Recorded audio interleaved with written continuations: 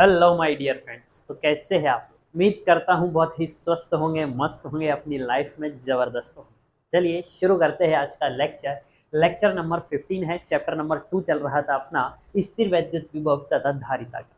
तो आज का जो टॉपिक है वो कह रहा है कि चालक स्थिर वैद्युतिकी, यानी कि अपन कंडक्टर में जो इलेक्ट्रोस्टैटिक कंडीशन होती है वो क्या होती है वो अपन इसमें जानेंगे। फर्स्ट पॉइंट कहता है इसमें कि ऐसे पदार्थ जिनमें से होकर आवेश का प्रवाह हो सकता है चालक कहलाते हैं। ये बेसिक से स्टार्ट किया कि आपको पता होना चाहिए कि आफ्टर ऑल कंडक्टर या चालक होते क्या है।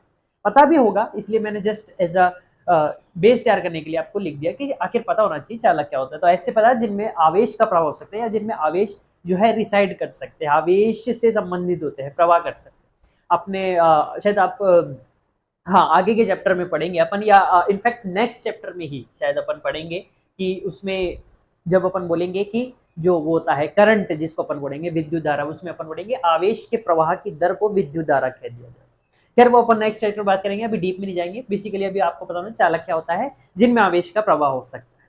जैसे लगभग सभी धातुएं जो होती है वो अपनी चालक ही कहलाती है। लगभग सभी धातुएं जो होती है, ठीक है, कुछ एक को छोड़ करके लगभग सभी धातुएं चालक होती है। जैसे कि तांबा हो गया, कॉपर अपना, लोहा, आयरन, एल्यूमिनियम, एल। कौन से नंबर पे आता है ये कमेंट में बताना, 13 पे आता है या 26 पर आता है बताना ना। पारा, मरकरी हो गया, पृथ्वी। पृथ्वी सबसे अच्छा या सबसे बड़ा चालक जिसे कहते हैं वो पृथ्वी ही है, ठीक है। इसलिए अपन जैसे अगले या हाँ नेक्स्ट चैप्टर में अपन हर चीज को ग्राउंड कर देंगे। ग्राउंडेड मतलब उसको धरती से जुड़ा हुआ कर देंगे, क्योंकि वो सारा चार्ज जो है वो अपने में समा लेता है। सबसे अच्छा चालक ये है, ठीक है। करंट आता है ना, अपन खड़े होते हैं जब, क्यों अपन क्या बोलते हैं कि अर्थिंग मार रहा है, तो वो क्या होता है, ठीक है, डीपली पढ़ेंगे बाद में। तो पृथ्वी अम्ल हो गया, यानी कि एसिड, क्षार, लवणों के घोल। मानव शरीर सबसे अच्छा चालक है, तभी अपन में करंट आता है, अपने में से होकर करंट जो है वो गुजर सकता है, आवेश का प्रवाह हो सकता है। तो इन सभी चीजों को चालक कहा जाता है। इसमें एक नोट ये कि चांदी जो है वो विद्युत का सबसे अच्छा चालक माना जाता है, कि चांदी को जो है विद्युत का सबसे, सोने से भी अच्छा, ठीक है। ऐसा नहीं कि सोना महंगा है चांदी से तो जो है वो उसका सबसे अच्छा चालक भी होगा, ऐसा कुछ नहीं। तो विद्युत का सबसे अच्छा चालक चांदी होता है। तो चांदी और सोने में याद रखना है चांदी होता है, ठीक है। खैर आगे बढ़ते हैं। नेक्स्ट टॉपिक कह रहा है कि स्थिर वैद्युत क्षेत्र में चालकों का व्यवहार, किस तरीके से चालक बिहेव करते हैं स्थिर वैद्युत क्षेत्र में। स्थिर वैद्युत क्षेत्र का इलेक्ट्रोस्टैटिक इलेक्ट्रिक फील्ड क्या होता है कि रुके हुए चार्ज की वजह से जो इलेक्ट्रिक फील्ड बन रही है। स्थिर क्या होता है, रुका हुआ, ठीक है। अथवा या इसी को टॉपिक को आप किस रूप में हेडिंग कर सकते हो कि चालक स्थिर वैद्युतिकी में, यानी कि इस हेडिंग में इससे संबंधित कुछ महत्वपूर्ण तथ्य है। कुछ एक टॉपिक है, 4 पॉइंट्स है, फटाफट देखते हैं अपन, ठीक है। नॉलेज भी मिलेगी आपको कि आखिर क्या वास्तव में ऐसा होता है। मतलब देखते तो आ रहे होते हैं लेकिन पता नहीं था, वो पता पड़े। फर्स्ट पॉइंट क्या कह रहे हैं, देखो ध्यान समझना कि स्थैतिक अवस्था में, यानी कि स्टैटिक कंडीशन में, कौन सी स्टैटिक कंडीशन, वही रुके हुए चार्ज की। इलेक्ट्रोस्टैटिक का मतलब क्या होता है, स्थिर वैद्युतिकी, यानी कि ऐसा वैद्युत जो रुका हुआ है, यानी कि आवेश रुका हुआ है। तो रुका हुआ आवेश, देखो आवेश के 3 जो है रूप हो सकते हैं। या तो आवेश रुका हुआ हो सकता है। रुका मतलब कैसे, किसी को फ्रिक्शन से चार्ज कर दिया। चैप्टर फर्स्ट में अपन ने पढ़ा था कि किसी चार्ज करने के 3 तरीके की विधियां अपन ने पढ़ी। तो आवेश जो है वो रुका हुआ हो सकता है, चल सकता है, दो ही करने से, रुका हो सकता है या चल सकता है। अब चलने में दो हो जाती है कि या तो वो एक नियत गति से चल रहा है। अच्छा ये चीज भी मैंने आपको चैप्टर नंबर 1 में ही करा दी थी, या तो वो नियत गति से चल रहा है या वो जो है नियत गति से नहीं चल रहा है। तो नियत गति से चलता है तब तो उस वो इलेक्ट्रिक फील्ड और मैग्नेटिक फील्ड दोनों बनाता है। अनियत गति से चलता है, त्वरित होता हुए चलता है, तो इलेक्ट्रिक फील्ड मैग्नेटिक फील्ड तो बनाता ही है, लेकिन वो अनयूजुअल वे में होता है, यानी कि वो रेडियो एक्टिविटी भी जो है रिलीज करता है आपस में, यानी कि ऊर्जा का जो है वो एक स्रोत बन जाता है, एक अनियत चाल वाला आवेश। क्या कह रहा है कि स्थैतिक अवस्था में, रुके हुए चार्ज की अवस्था में, किसी चालक के अंदर, यहाँ पे बच्चों ये वर्ड नोट करना बहुत आवश्यक है, अंदर की बात हो रही है, ठीक है। अब किसी भी चीज का अंदर क्या होता है, अगर कोई ऑब्जेक्ट आपके पास 1D है, एक ही डायमेंशन का कोई ऑब्जेक्ट है, एक एक विमीय कोई वस्तु है, तो उसका अंदर बाहर बता सकते हो आप। एक विमीय वस्तु का तो क्या ही अंदर होगा और क्या ही बाहर होगा। क्या 2D का बता सकते हो आप, अगर कोई द्विविमीय है, कि सर इसके अंदर कौन सा है बाहर कौन सा है। अब आप बोलोगे कि सर इस 2D के आगे वाला हिस्सा अंदर हो जाएगा, पीछे वाला बाहर हो जाएगा। ऐसा नहीं है, उल्टा पकड़ लोगे तो क्या बोलोगे कि वो बाहर वाला अंदर आ गया नहीं। तो अंदर किसी भी चीज का अंदर वर्ड आ रहा है तो यानी कि वो ऑब्जेक्ट को मस्ट रूप से क्या होना पड़ेगा, 3 डायमेंशन होना पड़ेगा। जरूरी नहीं है ये, अब ये तो बोले सर्कल, ये सर्कल नहीं है, इसको आप स्फीयर मानो। स्फीयर ये क्या है, स्फीयर, गोला, फुटबॉल आप जिसे महसूस करने के लिए कह सकते। तो अंदर के लिए कंडीशन क्या है कि उसे 3 डायमेंशन होना पड़ेगा, या आप मान के चलो कि 3 डायमेंशन ऑब्जेक्ट की ही बात हो रही है। और ऑब्जेक्ट भी नहीं, वो ऑब्जेक्ट भी वो कैसा ऑब्जेक्ट है, चालक है, कुचालक नहीं है, इंसुलेटर नहीं है, कंडक्टर की बात हो रही है। तो स्थितिक अवस्था में किसी चालक के अंदर, यानी कि कोई ऐसा चालक है जो कि 3 डायमेंशनल शेप का है, जैसे कि एक एक खोल हो गया, चालक खोल हो गया, सिलेंडर मान लो आप, ठीक है। अपन चैप्टर फर्स्ट में 3 वस्तुओं की जो है वो निकाली थी वैद्युत क्षेत्र, वहां से आप देख सकते हो। अंदर कोई अतिरिक्त आवेश उपस्थित नहीं रह सकता, ये तथ्य है, ये कंडीशन है, ऐसा होता ही है। जैसे कि मान लो आपके पास क्या है, एक 3 डायमेंशनल ऑब्जेक्ट है, एक स्फीयर मान लो आपके पास क्या है, एक स्फीयर है। इसको आप क्या बोल सकते हो, गोला बोल सकते हो। फुटबॉल इमेजिन करने के लिए आप क्या क्या लिख सकते हो, फुटबॉल इमेजिन करने के लिए आप ये लिख सकते हो कि फुटबॉल इमेजिन कर रहा हूं। लेकिन ये जो स्फीयर है ये कैसा है, ये स्फीयर जो है वो कैसा है, कंडक्टिंग है। ये जो गोला है ये कैसा है, ये चालक है। ये जो खोल है ये कैसा है, ये कैसा है, गोलीय खोल बोलते हैं इसको ना, गोलीय खोल। खोल का मतलब तो खोखला होता है वैसे तो इसको आप लिख लो गोलीय खोल। कई बार गोलीय पाश भी लिख देते हैं, नहीं सॉरी लूप को लिखते हैं पाश, तो सॉरी ये नहीं है, गोलीय खोल। और ये कैसा है बच्चों, चालक है, कंडक्टिंग स्फीयर है, यानी कि चालक गोलीय खोल, चालक गोलीय खोल है। चालक है याद रखना, कंडक्टर है, नॉन कंडक्टिंग नहीं है, कुचालक नहीं है, चालक है, ठीक है, या अचालक नहीं है, चालक है। और गोलीय खोल, एक फुटबॉल इमेजिन करो। अब इसके अंदर मैं कितना भी आवेश डालूं, जैसे मान लो ये आवेश लाया, किसी भी तरीके से मैंने इसके अंदर कोई आवेश डाल दिया, मान लो कोई माइनस डाल दिया, प्लस डाल दिया, कैसे भी मान लो, ठीक है। अंदर डालने के बावजूद वो जो है सरक करके कहां पर आ जाता है, सरफेस पर आ जाता है। अंदर, इसके अंदर जो है किसी भी 3D कंडक्टर के अंदर, चालक के अंदर जो चार्ज है वो रिसाइड कर ही नहीं सकता, रह ही नहीं सकता। ये कंडीशन होती है। डाल भी दोगे तो सरक करके कहां पर आ जाएगा, सरफेस पर आ जाएगा, अंदर नहीं रह पाएगा।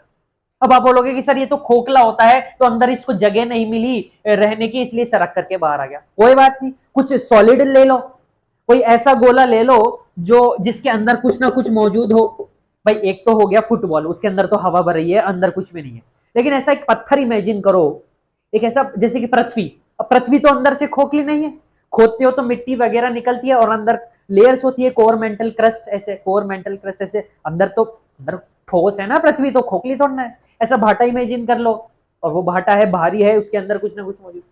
तो आप चाहे सॉलिड भी इमेजिन कर लोगे ना, चाहे आप सॉलिड स्फीयर भी इमेजिन कर लोगे, यानी कि ठोस गोला भी अगर आप इमेजिन कर लोगे, कौन सा गोला, ठोस गोला, तो उसके अंदर भी अगर आप चार्ज डाल दोगे तो वो भी अंदर टिक नहीं पाएगा, वो भी बाहर आ जाएगा। ये खासियत होती है स्थैतिक अवस्था में किसी चालक की, कि उसके अंदर आवेश रह ही नहीं सकता है। समझ रहे हो? हाँ, अगर कुचालक है, चालक नहीं है, तो फिर हो सकता है कि उसमें जो अंदर है आवेश मौजूद हो।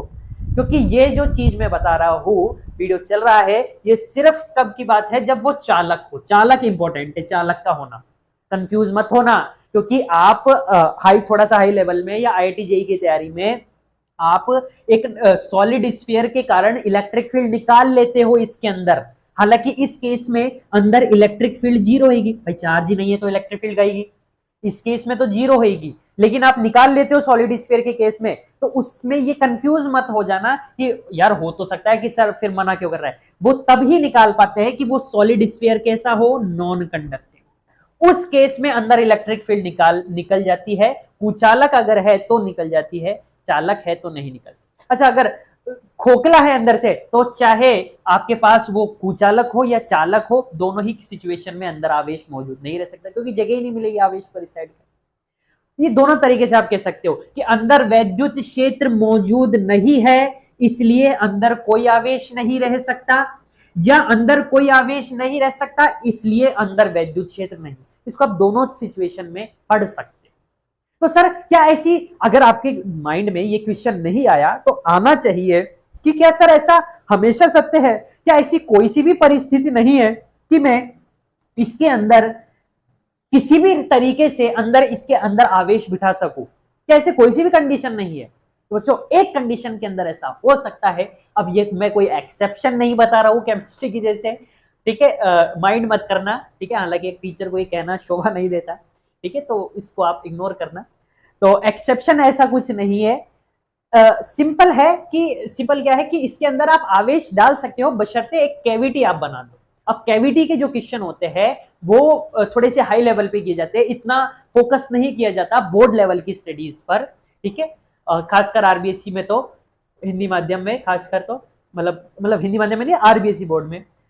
लेकिन आप जो है एक कंडीशंस पढ़ते हैं कि अंदर कैविटी का मतलब क्या, कैविटी का मतलब सुराख, एक छेद, एक अलग सी जगह जहां पर वो चालक जो है वो मौजूद नहीं है, एक खोखली चीज, ठीक है। आप ऐसा इमेजिन कर सकते हो एक फुटबॉल है और उसके अंदर एक और बॉल है, तो वो जो एक अंदर वाली जो बॉल है, गुब्बारे में गुब्बारा, वो अंदर वाला जो गुब्बारा है वो किसका काम कर रहा है, कैविटी का।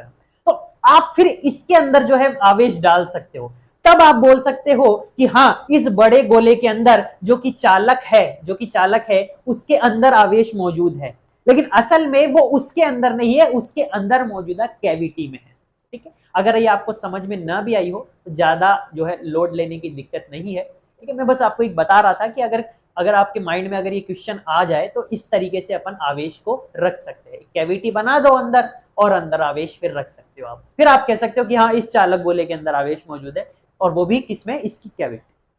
क्या पिक्चर यहाँ तक क्लियर है, ठीक है। तो इस तरीके से आप इसको कर सकते हो। इसके बाद नेक्स्ट सेक्शन में करते हैं, इसको नोट कर लीजिए फटाफट, अपनी भाषा में आप इसको जो है लिख सकते हो अपने हिसाब से, ठीक है। नोट कर लीजिए फटाफट, नोट कर लिया, 1 2 3। तो अभी अपन ने जो प्रूफ किया था उसमें क्या बताया था मैंने कि चालक के अंदर एक 3D कंडक्टर है, उसके अंदर जो है आवेश नहीं रह सकता। अब उस चीज को अपन प्रूफ भी कर सकते हैं, बस ये शर्त ये है कि इसमें इसका सहारा लेना पड़ेगा, यानी कि पॉइंट नंबर 2, हालांकि मुझे पहले लिखना चाहिए था, पर ठीक है कोई बात नहीं, ये जो पॉइंट नंबर 2 है अपने टॉपिक का, इसका जो है इसमें सहारा लेना पड़ेगा, क्योंकि असल में जो चीज मेंशन्ड होती है कन्वेंशनल तौर पे, असल में जो चीज एग्जिस्ट करती है शुरुआत से जो चीज मेंशन्ड होती आ रही है, हाईलाइटेड जो चीज है वो ये है कि स्थिर वैद्युत परिस्थिति में किसी चालक के अंदर वैद्युत क्षेत्र का मान 0 होता है। और मैंने आपको बताया भी था कि आप कैसे भी चाहे तो आप वाइसी वर्सा करके भी देख सकते हो कि वैद्युत क्षेत्र अंदर 0 है, इसलिए उसके अंदर कोई आवेश मौजूद नहीं रह सकता, या आप वाइसी वर्सा भी कर सकते। लेकिन असल में फर्स्ट प्रायोरिटी इसको दी जाती है कि चूंकि अंदर कोई वैद्युत क्षेत्र एग्जिस्ट ही नहीं करता उसमें, इसलिए अंदर चार्ज हो ही नहीं सकता। और मैंने आपको फील भी दिलाई थी कि अंदर अगर डाल भी दोगे तो वो सरक करके जो है कहां पर आ जाएगा, चालक है अगर वो, तो सरक करके वापिस से वो अपने पृष्ठ पर आकर के जो है रहने लग जाएगा वापिस। आप इसको प्रूफ भी कर सकते हो छोटे से एक गाउस के नियम से, जो आपने प्रीवियस चैप्टर में पढ़ा था, इसकी सहायता से गाउस के नियम से। तो आपको पता है सर भी गाउस का नियम क्या होता है, तो गाउस के नियम से कौन बताएगा गाउस का नियम, जल्दी बताओ।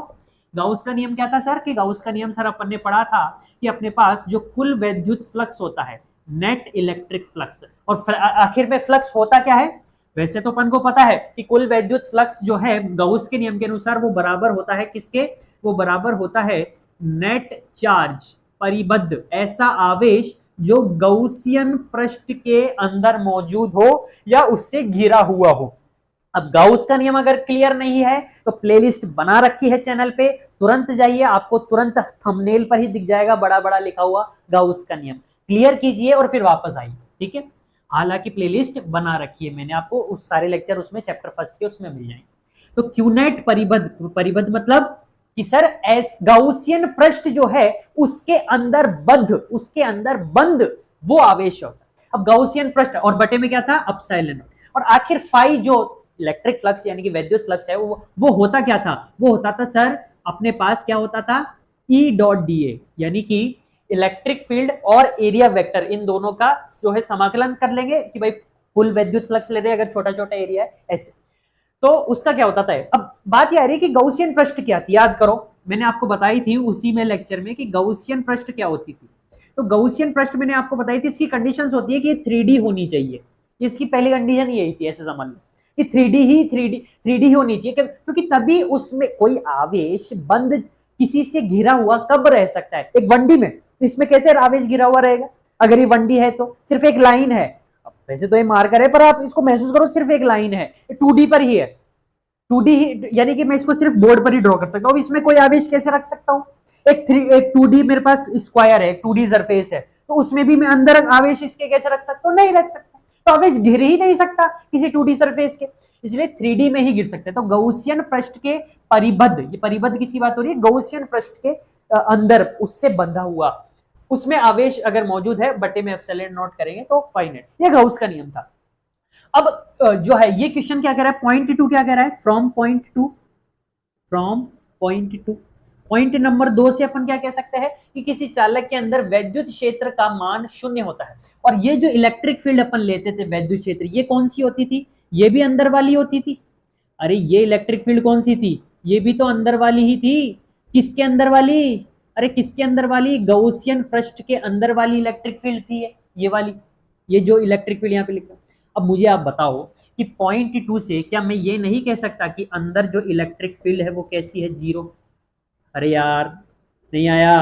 पॉइंट 2 एक तथ्य है जो कि कह रहा है कि अंदर चालक के अंदर वैद्युत क्षेत्र का मान शून्य होता है। जैसे ही इसको उठा करके मैं यहाँ पे रखूंगा तो इलेक्ट्रिक फील्ड तो 0 हो जाएगी, ये तो 0 हो गई, बचा डीए बराबर अंदर क्या है, क्यू नेट एनक्लोज्ड या परिबद्ध जिसको अपन बोलते हैं, क्या ये अंदर मौजूदा ही नहीं है, ये जो आवेश मौजूद है ये अंदर ही मौजूद नहीं है इस 3D सरफेस के, इस 3D गॉसियन सरफेस के, बट एप्सिलॉन नॉट। तो अगर ये चीज 0 है तो 0 बराबर क्यू इन मतलब क्या, अंदर, बटे एप्सिलॉन नॉट, एप्सिलॉन नॉट इधर जाएगा तो 0 बराबर क्यू अंदर, यानी कि अंदर आवेश का मान क्या आ गया, 0।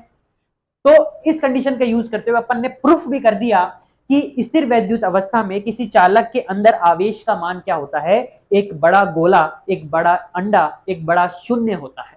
ठीक है, और ये पॉइंट भी एक कह रहा है, प्रायोरिटी से दी जाए। ठीक है, खैर आगे बढ़ते हैं। नेक्स्ट पॉइंट क्या कह रहा है, किसी आवेशित चालक के पृष्ठ पर अथवा पृष्ठ के बाहर, दोनों कंडीशन में, पृष्ठ पर भी जैसे कि आवेश है तो इसके पृष्ठ पर भी और इस पृष्ठ के बाहर भी विद्युत क्षेत्र की तीव्रता की दिशा, किसकी तीव्रता की दिशा, विद्युत क्षेत्र की तीव्रता, इसकी दिशा, किसकी दिशा, इसकी दिशा, तीव्रता को भूल भी जाओ तो विद्युत क्षेत्र की दिशा, इलेक्ट्रिक फील्ड की जो दिशा होती है वो कहां पर होती है, त्रिज्य दिशा में बहिर्मुखी अथवा अंतर्मुखी हो सकती है, दोनों हो सकती है। इस वर्ड से मेरे को बाहुबली का वो डायलॉग याद आ गया, क्या बोलता है वो, राजकुमारी नाद्वेयी मणिमंदम बहिर्मुखम। खैर उस समय शौक था इसलिए देखते थे, हालांकि अभी भी ये मूवीज का तो इलेक्ट्रिक फील्ड की दिशा त्रिज्य दिशा में बहिर्मुखी अथवा अंतर्मुखी हो सकती है, दोनों ही कंडीशन हो सकती है, बाहर की तरफ भी जा सकती है, अंदर, डिपेंड करेगा कि आपके पास आवेश कौन सा है। अगर पॉजिटिव आवेश मौजूद है पृष्ठ पर तो जो है, अच्छा पृष्ठ पर ही होएगा, अंदर तो हो नहीं सकता, अभी देखा अपन ने, तो बाहर की तरफ से जाए, क्योंकि आपको पता है पॉजिटिव चार्ज से, धनावेश से इलेक्ट्रिक फील्ड बाहर की तरफ जाती है, बार बार बता चुका हूं, अब तो रट जाना चाहिए चीज, चैप्टर फर्स्ट से इतने लेक्चर करके आ रहे हैं, 27 लेक्चर। तो और माइनस अगर आवेश है तो उस पर आकर के इलेक्ट्रिक फील्ड वो आकर्षित करती है इलेक्ट्रिक, तो बहिर्मुखी भी हो सकती है, ये बहिर्मुखी है, ये अंतर्मुखी। ठीक है, इसको नोट करिए, मिलते हैं क्या, बढ़ते हैं नेक्स्ट सेक्शन में, नोट कर लिए फटाफट, 1 2 3। तो अपन ने क्या देखा था कि अपन ने लास्ट देख लिया था कि उसके बहिर्मुखी और अंतर्मुखी भी होती है। अब देखो ध्यान से, लास्ट पॉइंट इसका कहता है कि किसी चालक के पृष्ठ पर अथवा चालक के अंदर, पृष्ठ पर और अंदर दोनों ही केस में वैद्युत विभव का मान जो होता है वो नियत या एक समान होता है, कांस्टेंट रहता है। अब इसको एक्सप्लेन करने के लिए आप ये प्रूफ देख सकते हो, ये प्रूफ जो है ये बेसिकली ये वाला जो प्रूफ है वो आपके पिछले चारों पॉइंटों में जो है, पिछले चारों पॉइंट्स को प्रूफ कर देगा ये बेसिकली, या ऐसे कह सकते हो कि पिछले चारों पॉइंट जो है वो इसमें आप समाहित कर सकते हो, देख सकते हो, नजर आ सकते हैं आपको इसको। ठीक है, इसलिए मैं प्रूफ जो है, इसलिए मैं जो है इसको कंसीडर कर लेता हूँ या ले ही लेता हूँ। ठीक है, तो आइए अपन इसको प्रूफ को जो है तफसील से पढ़ते हैं, देखते हैं। एक आवेशित गोलीय खोल के कारण वैद्युत विभव, मैंने आपको बताया कि गोलीय खोल क्या होता है, आपको पता भी होगा पहले से, एक फुटबॉल जैसी शेप है और अंदर से खोखली है वो। ठीक, तो उसके कारण अपन क्या देखेंगे, वैद्युत विभव देखेंगे कि वैद्युत विभव का मान क्या होगा। अब अलग अलग जगह पर वैद्युत विभव का मान अलग होगा, पहले अपन देखेंगे उसके बाहर, फिर आएंगे अपन धीरे धीरे चलते अपन उसके पृष्ठ पर आएंगे, बाहर है ना, अब चलते चलते पृष्ठ पर आएंगे, फिर पृष्ठ के और अंदर चलेंगे तो फिर अंदर की बात करेंगे। तो सबसे पहले अपन केस ले लेते हैं, यहाँ पे केस नंबर फर्स्ट, वो अपन ले लेते हैं कि उसके किसकी बात हो रही है, बाहर की तरफ बात रही है, यानी कि गोलीय खोल के बाहर, लिख सकते हो आप, गोलीय खोल के बाहर किसकी बात हो रही है सर, बाहर की बात हो रही है। यानी कि यहां पर जो अपन दूरी लेंगे इसके केंद्र से, वो जो दूरी होगी छोटा आर, वो बड़ी होगी किससे, इस गोलीय खोल की त्रिज्या से। भाई गोला है ना, गोला है तो त्रिज्या तो होगी, हर गोले की क्या होती है, एक त्रिज्या, जैसे हर वृत्त की एक त्रिज्या होती है वैसे हर गोले की भी एक त्रिज्या होती है, तभी वो गोला है। ठीक है, तो इसकी त्रिज्या जो है वो अपन मान लेते हैं क्या है, इसकी त्रिज्या जो है वो अपन मान लेते हैं r है, इसकी त्रिज्या r है। और ये आवेशित है, ये कैसा है, आवेशित है। तो मैंने आपको बताया, अब चूंकि ये एक 3D शेप है, आपको पता है गोलीय खोल एक 3D शेप होती है, तो यानी कि उसमें जो आवेश मौजूद होगा वो उसके बाहर ही रिसाइड करेगा, उसके अंदर आवेश मौजूद नहीं हो सकता, अपन ने कंडीशन देखी थी। तो इसके बाहर की बात हो रही है, यानी कि इससे बाहर यहां पर कुछ मान लेते हो, यहां पर कोई पी बिंदु है, और इस पी बिंदु की जो दूरी है इसके केंद्र से वो कितनी मान लेते हैं, छोटा आर है, और ये जो दूरी है छोटा आर, ये इसकी त्रिज्या से क्या है, बड़ी है, तभी तो बाहर की बात हो रही है। तो इस कंडीशन में या इस केस के लिए वैद्युत विभव का मान क्या आता है, वो आइए अपन देखते हैं। तो अब आप मुझे बताओ, तो देखो इसमें सबसे फर्स्ट इक्वेशन तो बनेगी कि सब पहले तो आप मुझे बताओ कि वैद्युत विभव और वैद्युत क्षेत्र, इन दोनों में जो संबंध होता है वो क्या होता है। तो फर्स्ट इक्वेशन बनाते हैं अपन, जिसके लिए अपन को लिखना पड़ेगा, लिखते हैं कि वैद्युत विभव तथा वैद्युत क्षेत्र में संबंध। तो इन दोनों में जो संबंध होता है वो क्या होता है सर, जल्दी बताओ, इन दोनों में क्या संबंध था, कैसा संबंध था, किस प्रकार के संबंध रखते थे ये दोनों, V और E। तो सर ये रखते थे कुछ इस प्रकार के कि V बराबर था माइनस ई डी आर या ई डॉट डी आर, जिसको अपन आप लिखते थे। अब यहाँ पे इलेक्ट्रिक फील्ड भी बाहर की तरफ है और विस्थापन जो इसकी जो डी आर यानी कि जो त्रिज्या है वो भी बाहर ही हो रही है, इसलिए डायरेक्टली इसमें 0 डिग्री का एंगल है, इसलिए ई डी आर लिखते। ठीक है, अब आओ, तो ये हो गया अपने पास V बराबर ई डी आर, ये मान लेते हैं अपन इक्वेशन नंबर 1। अब दूसरी चीज, एक गोलीय खोल के बाहर वैद्युत क्षेत्र का मान कितना होता था, जल्दी बताओ। तो सर हमें तो पता ही नहीं, तो जाकर के देखो चैप्टर नंबर 1 की प्लेलिस्ट, उसमें मैंने आपको करा रखा है कि गोलीय आवेशित गोलीय खोल के कारण वैद्युत क्षेत्र का मान क्या क्या था, बाहर भी बताया था, पृष्ठ पर भी बताया था, अंदर भी बताया था, तीनों जगह पर वैद्युत, और डेरिवेशन किया था पूरा जैसे इसका कर रहे हैं वैसे। तो वहां से देख करके मुझे बताओ कि एक गोलीय खोल के बाहर अगर कोई बिंदु मौजूद है तो वहां पर वैद्युत क्षेत्र का मान क्या था, जल्दी बताओ। तो अपन को पता है कि खोल के बाहर या गोलीय खोल के बाहर, गोलीय खोल के बाहर वैद्युत क्षेत्र का मान कितना था, जल्दी बताएंगे सर। ये था अपने पास E बराबर के क्यू बटे का आर स्क्वायर, याद आया क्या, हाँ सर ऐसा कुछ कुछ बताया तो था आपने, याद आ गया। तो ये था बच्चों वैद्युत क्षेत्र का मान गोलीय खोल के बाहर या पी बिंदु पर।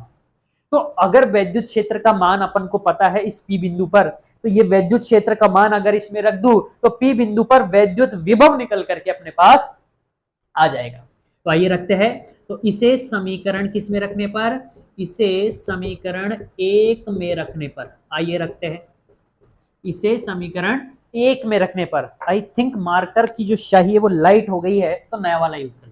तो समीकरण 1 में जैसे ही इसे रखेंगे अपने पास क्या आ जाएगा कि V बराबर माइनस का ई कितना है, के क्यू बटे आर स्क्वायर, और बाद में क्या लिखा है, डी आर।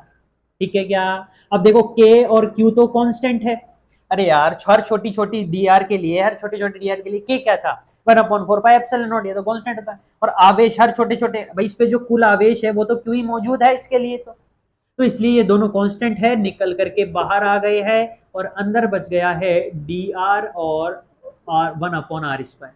तो याद करो मैंने आपको बताया था कि 1/x स्क्वायर का जो इंटीग्रेशन था वो कितना था, -1/x। ठीक है, अगर नहीं पता तो आपको ये पता होना चाहिए, और डायरेक्ट भी याद नहीं है तो कोई बात नहीं, पावर की उससे ले लो आप, किससे, ये भी तो आपको पता है ही कि x to the power n का डिफरेंस इंटीग्रेशन क्या होता है, x to the power n+1/n+1, तो वहां से ले लो, एक ही बात है, आप चाहे ये वाला ले चाहे ले, मैं डायरेक्ट ले लेता हूँ इसलिए मेरे पास ये आता है, क्योंकि मेरे को याद है।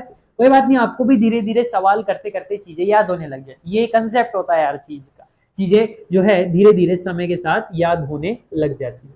-1/r, माइनस से माइनस कैंसिल, और अपने पास जो वैद्युत क्षेत्र का मान निकल करके आया वो क्या आया, के क्यू बटे का आर। ये कहां पर आया है, बाहर की तरफ। तो बाहर वैद्युत क्षेत्र का वैद्युत विभव का मान कितना आया है इस पी बिंदु पर, बाहर की तरफ के क्यू बटे का आर। वैद्युत क्षेत्र का मान क्या था, वो था सर के क्यू बटे का आर स्क्वायर। देख लो सिर्फ स्क्वायर का ही अंतर है, सिर्फ और सिर्फ स्क्वायर का ही अंतर। नेक्स्ट अपन बढ़ते हैं केस की तरफ, और वो होगा गोलीय खोल के पृष्ठ पर। क्या यही करा था अपन ने वहां पर भी लास्ट चैप्टर में, धीरे धीरे सब जगह निकाला था, बाहर अंदर और पृष्ठ पर, तो खोल के पृष्ठ पर धीरे धीरे अंदर आएंगे ना, तो बाहर से जब अंदर की ओर चलेंगे, बाहर से अंदर की ओर चलेंगे तो पृष्ठ भी तो आएगी बीच में, इसलिए पृष्ठ पर। और पृष्ठ पर ये जो आर दूरी है ये किसके बराबर हो जाएगी, इसकी त्रिज्या के ही बराबर हो जाएगी। अरे हाँ ना बोलो यार, इसकी त्रिज्या के ही बराबर हो जाएगी सर। तो इसका भी डेरिवेशन वैसे ही करेंगे अपन, शुरू से ऐसे करते हैं, तो पूरा तो कौन नहीं करेगा, और पूरा तो आप चाहो तो स्कूल में का जो एग्जाम में जो बोर्ड डेरिवेशन जब आप करते हो वो भी उसमें अभी आपको पूरा करने की कोई जरूरत नहीं है। इस इक्वेशन को कोई नाम देना है थर्ड, और उसमें डायरेक्ट लिख देना है कि समीकरण 3 में आर बराबर आर रखने पर, जैसे इसको अपन ये रखेंगे तो पृष्ठ पर वैद्युत विभव का मान क्या आ जाएगा सर, के क्यू बटे का आर। ये लो सर, ये आ गया आपके पास इस पर। पृष्ठ पर कितना होगा बताओ, ये ज्यादा कि ये, कौन ज्यादा है कि सर, अब आप खुद ही बताओ दोनों में से ज्यादा कौन होगा, ये ज्यादा होगा ये ज्यादा होगा। ठीक है, मैं तो आपको लास्ट में बताऊंगा ही, लेकिन अभी वीडियो पॉज करके कमेंट में बताओ फटाफट से कि ये बड़ा कि ये, जल्दी से बताओ पॉज करके, और इसको नोट करो। अपन नेक्स्ट सेक्शन में इसको कंप्लीट करते हैं, जल्दी से नोट करो 1 2 3। तो क्या था, फिफ्थ अपना लास्ट बच रहा था गोल के अंदर, यानी कि थर्ड केस था अपना गोलीय खोल के अंदर। आइए देखते हैं, गोलीय खोल के अंदर, तो अंदर की बात हो रही है, यानी कि इस केस में केंद्र से जो दूरी होगी अब की बार छोटा आर, वो छोटी होगी किससे, गोलीय खोल की त्रिज्या से, यानी कि ये वाला केस होगा कुछ। यानी कि ये अपने पास एक गोलीय खोल है जिसके ऊपर आवेश मौजूद है। अब चूंकि ये चालक गोलीय खोल है इसलिए कोई भी आवेश अंदर मौजूद नहीं हो सकता, सारा आवेश इसके पृष्ठ पर ही जो है लाए करेगा, जो है उपस्थित होगा इसका। और अपन अपने पास जो इसकी जो त्रिज्या है वो क्या है सर, वो है सर आर। वो क्या है सर, वो है सर अपने पास आर। ठीक है, एक बिंदु अपन यहां पर मान लेते हैं और दूसरा बिंदु अपन यहां पर कहीं पर मान लेते हैं। ये बिंदु P है, ये बिंदु S है। माना कि इस बिंदु P की दूरी जो है वो क्या है, वो है छोटा r, जो कि छोटी है किससे, बड़े R से, यानी कि इसकी त्रिज्या से ये जो है क्या है, छोटी है। ठीक है, इस बात का ध्यान रखना। अपन को इस P बिंदु पर जो है वैद्युत विभव का मान निकालना है, सीधी सी बात है। अब देखो इसमें ध्यान रखने वाली बात, क्योंकि डेरिवेशन इसी बात से सॉल्व होएगा, वो क्या है कि ये जो बिंदु S है ये पृष्ठ के बहुत थोड़ा ही अंदर है। इस चीज को आप नोट भी कर सकते हो कि माना कि एक बिंदु S पृष्ठ के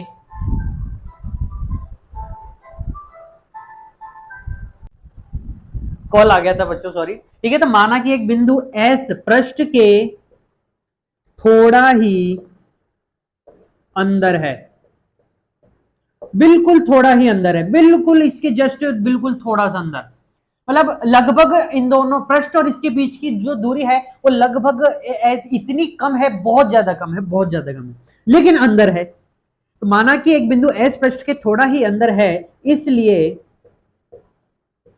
हम कह सकते हैं, क्या कह सकते हैं, इसलिए हम कह सकते हैं कि, क्या कह सकते हैं सर, हम कह सकते हैं कि S पर जो विभव का मान होगा, इस बिंदु S पर जो विभव का मान होगा वो लगभग बराबर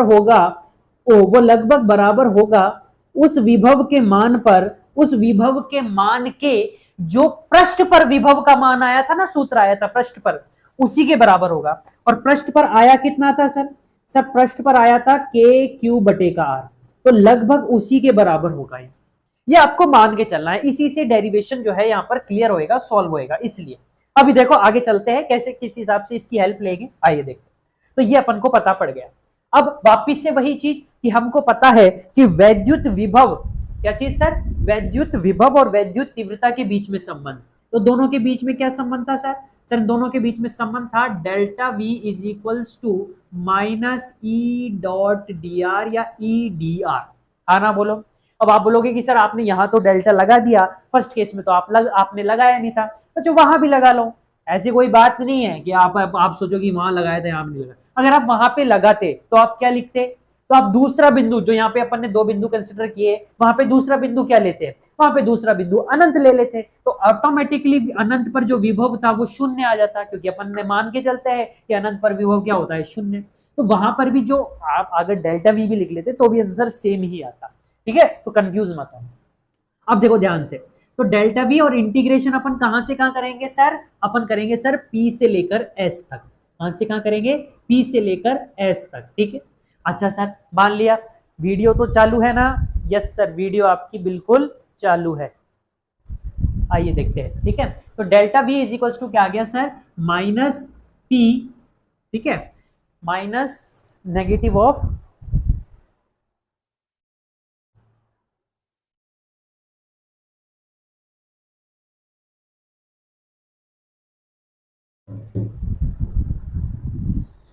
तो P से लेकर S तक अपन इसका जो है इंटीग्रेशन करेंगे। अब आओ देखते हैं, तो डेल्टा V क्या आ जाएगा? Final minus initial. P से S जा रहे हैं तो final minus initial is equal to minus. अब यहां पर अगर बात करें अपन, कहां पर अगर यहां की बात करें तो Vs का मान रखना पड़ेगा। Vs तो यहां पर रख देंगे और Vp अपन को निकालना है। अब बात आती है कि अंदर जो वैद्युत क्षेत्र है वो कितना है। तो अंदर बच्चों जो वैद्युत क्षेत्र है उसका मान कितना है, कौन बताएगा? तो याद करो, मैंने आपको बताया था कि स्थिर वैद्युत अवस्था में जो है किसी चालक के अंदर वैद्युत क्षेत्र का मान क्या होता है? शून्य होता है। याद करो, मैंने बताया था। तो आप इसको यहाँ पे लिख सकते हो फ्रॉम पॉइंट, कहां से लिख सकते हो? टू से। सेकंड पॉइंट में मैंने आपको ये चीज बताई थी कि अंदर वैद्युत क्षेत्र का मान क्या होता है? शून्य। तो ये चीज तो क्या हो गई सर? शून्य हो गई। इसको आप अगर समीकरण नंबर 1 बोलो तो आप समीकरण 1 से क्या कह सकते हो? आप समीकरण 1 से कह सकते हो क्या चीज सर? अच्छा, यहां से अपन क्या लिख सकते हैं कि Vs बराबर आ गया किसके? Vp के। और Vs है कितना? के क्यू बटे का आर। और ये किसके बराबर आ गया? Vp के बराबर आ गया। भाई Vs का मान रख दिया मैंने के क्यू बटे का आर समीकरण 1 से, और ये Vp के बराबर है। तो यानी कि Vp यानी कि अंदर की तरफ, कहां पर सर? अंदर की तरफ। अंदर वैद्युत विभव का मान कितना आया? अंदर वैद्युत विभव का मान आया सर के क्यू बटे का। क्या पृष्ठ पर भी यही था? हाँ सर, पृष्ठ पर भी यही था, लेकिन बस बाहर अलग था। बस बाहर अलग था। तो अगर आप यहाँ पे आप वैद्युत क्षेत्र का अगर ग्राफ देखें, वैद्युत विभव और वैद्युत क्षेत्र का, तो आप क्या पाएंगे कि सर V ये रहा और R ये रहा। तो आप ये पाएंगे क्या? आप ये पाएंगे कि अगर यहां पर अपने पास क्या है? R बराबर R है। क्या है? यहां पर अपने पास R बराबर R है। तो अंदर जो है वैद्युत विभव का मान एक नियत है। ये यहां पर क्या है? यहां पर है अपने पास V बराबर के क्यू बटे का R। अंदर यानी कि इस कंडीशन में R छोटा है R से, और यहां के बाद R बड़ा है R से। एक तो ये वाली का सिचुएशन है, एक एक ये वाली सिचुएशन है, और एक इसके बाद वाली सिचुएशन है। तो ठीक R लेस देन R यानी कि अंदर वाली सिचुएशन में, अंदर गोलीय खोल के अंदर, उसके पृष्ठ पर और उसके बाहर। तो अंदर गोली खोल के अंदर कितना है मान? इतना के क्यू बटेगा आर। क्या यही पृष्ठ पर भी था? हाँ, तो इसका मतलब ये हुआ अंदर से लेकर पृष्ठ तक आते हुए वैद्युत विभव का मान कम ज्यादा नहीं होएगा, नियत बना रहेगा। क्या बना रहेगा सर? नियत बना रहेगा। फिर उसके बाद कम हो जाएगा, चाहे फिर उसके बाद भले ही कम हो जाएगा, और वो किस रफ्तार से कम होता है? के क्यू बटे आर की रफ्तार से कम होता है, छोटा आर। क्योंकि यहां पर अब दूरी के ये इनवर्सली प्रोपोर्शनल हो गया, इसलिए ये अब घट जाएगा। इसलिए ये क्या हो जाएगा? अब घट जाएगा। इसी में आप चाहे तो वैद्युत क्षेत्र का भी देख सकते हो ग्राफ। कैसे सर? कि आपको पता है अंदर वैद्युत विभव का मान नियत है, और वैद्युत विभव का मान यदि नियत है तो अंदर वैद्युत क्षेत्र शून्य होता है, और अपन को पता भी है पॉइंट नंबर 2 से। तो वैद्युत क्षेत्र अंदर कैसा था सर? शून्य था। पृष्ठ पर वैद्युत क्षेत्र का मान क्या था? तो सर पृष्ठ पर जो इसका मान था वो कितना था? पृष्ठ पर यानी कि यहां पर वैद्युत क्षेत्र का मान था KQ/R²। याद करो, क्या ये आपको पता है या नहीं पता? क्या यही था क्या? हाँ सर यही था, बिल्कुल यही था। और यहां पर जब जैसे ही अपन आए थे तो यहां पर इसका मान क्या हो गया था? KQ/R²। यानी कि वो इससे ज्यादा रूप से घटता है, वो इससे ज्यादा रूप से जो है यहां पर क्या होता है, घटता है। और अचानक से जो है यहां पर वो क्या कर जाता है, अचानक से जो है यहां पर ये वैद्युत क्षेत्र का जो ग्राफ है वो अचानक से इंक्रीज होता है और फिर जो है धीरे धीरे घटता जाता है, घटता। तो ये था बच्चों आज का लेक्चर। आई होप आपको ग्राफ से भी क्लियर किया होगा मैंने कि आखिर यहाँ पर आखिर चलता क्या है। आप यहाँ पर एक गुलाबी गोला भी इमेजिन कर सकते हो, ठीक है। तो ये था बच्चों आज का लेक्चर। मिलते हैं इसी तरह किसी नेक्स्ट लेक्चर में। तब तक के लिए स्वस्थ रहिए, मस्त रहिए, अपनी पढ़ाई में व्यस्त रहिए। All the very best.